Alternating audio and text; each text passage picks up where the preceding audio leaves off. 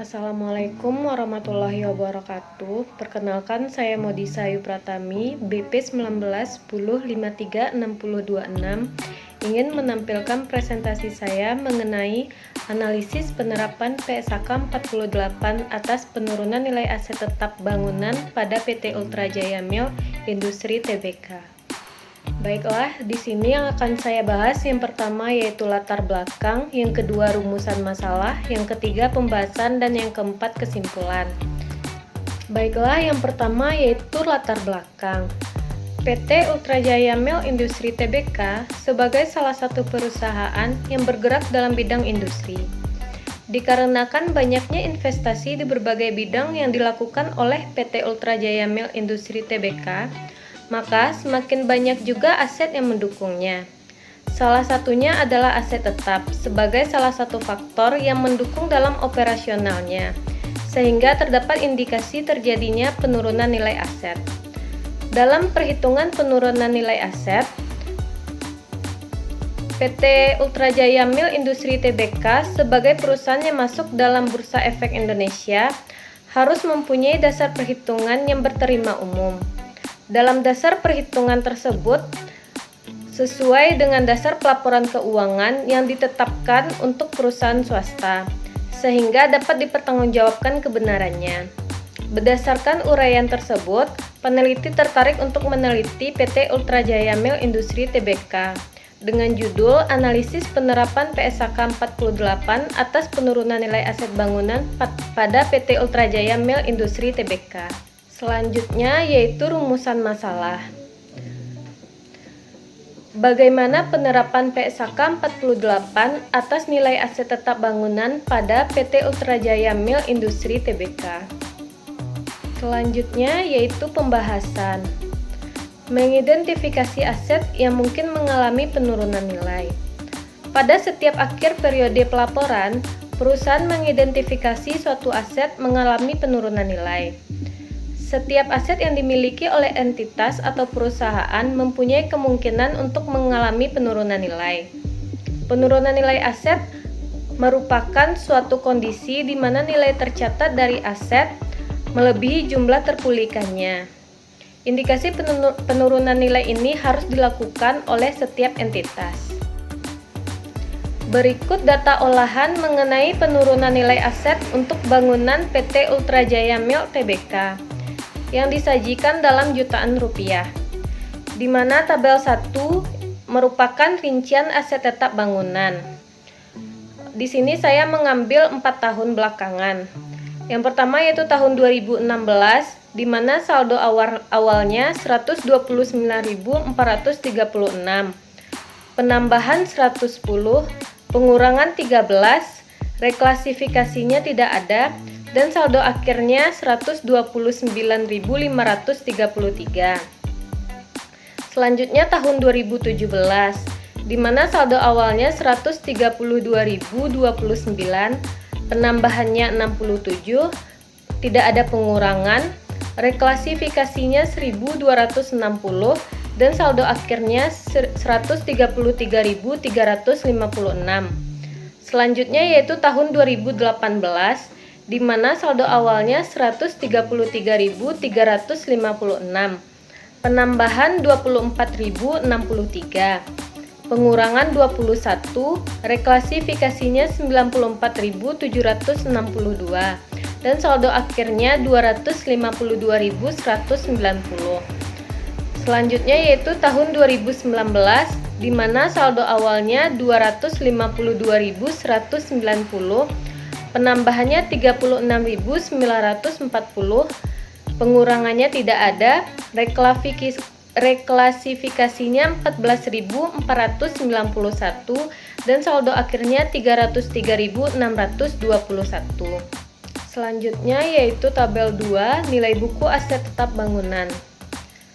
Aset tetap bangunan untuk tahun 2016, biaya perolehannya 129.533, akumulasi penyusutannya 62.667, dan nilai bukunya 66.866. Untuk tahun 2017, biaya perolehannya 133.356. Akumulasi penyusutannya 70.726 dan nilai bukunya 62.630. Di tahun 2018, biaya perolehannya 252.190. Akumulasi penyusutannya 81.067. Untuk nilai bukunya 171.123. Untuk tahun 2019, biaya perolehannya 303.621. Akumulasi penyusutannya 97.664 dan nilai bukunya 205.957. Tabel 3 yaitu kenaikan penurunan nilai aset tetap bangunan, di mana pada tahun 2016 nilai bukunya 66.866, di tahun 2017 62.630, di tahun 2018 171.123, dan di tahun 2019 205.957. Pada tahun 2016 ke tahun 2017 mengalami penurunan sebesar 4.236. Dari tahun 2017 ke 2018 mengalami kenaikan sebesar 108.493. Dan dari tahun 2018 ke 2019 mengalami kenaikan 34.834. Untuk tahun 2016 ke 2017 itu penurunannya sebesar 7%. Untuk tahun 2017 ke 2018 kenaikannya 63%, dan untuk tahun 2018 ke tahun 2019 kenaikannya sebesar 17%.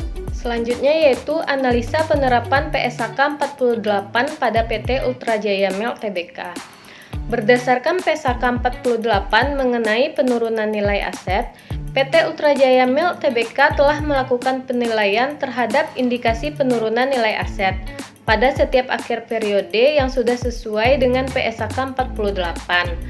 Dan perusahaan juga telah mengungkapkan rugi penurunan nilai dari operasi yang berkelanjutan dan diakui sebagai rugi penurunan nilai oleh PT Ultra Jaya Mil Industri Tbk dan juga telah sesuai dengan PSAK 48.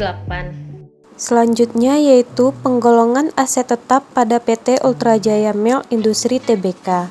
Penyusutan dan amortisasi dihitung dengan menggunakan metode garis lurus selama umur manfaat ekonomis aset tetap, dan untuk bangunan yaitu 20 tahun. Selanjutnya yaitu indikasi penurunan nilai. Suatu aset dikatakan mengalami penurunan nilai jika jumlah tercatatnya melebihi jumlah terpulihkan.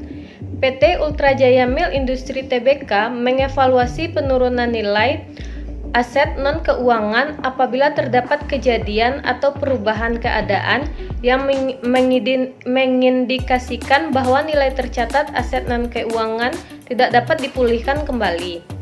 Pada PT Ultra Jaya Mil Tbk berdasarkan hasil olahan data untuk tahun 2016 sampai 2019 terdapat indikasi penurunan nilai atas aset tetap bangunan yang dimilikinya pada tahun 2017. Baiklah, selanjutnya yaitu kesimpulan.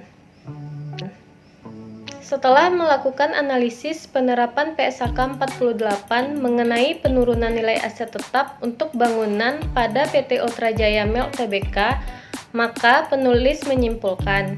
Yang pertama, penerapan penurunan nilai aset yang dilakukan PT Ultra Jaya Mil Industri Tbk.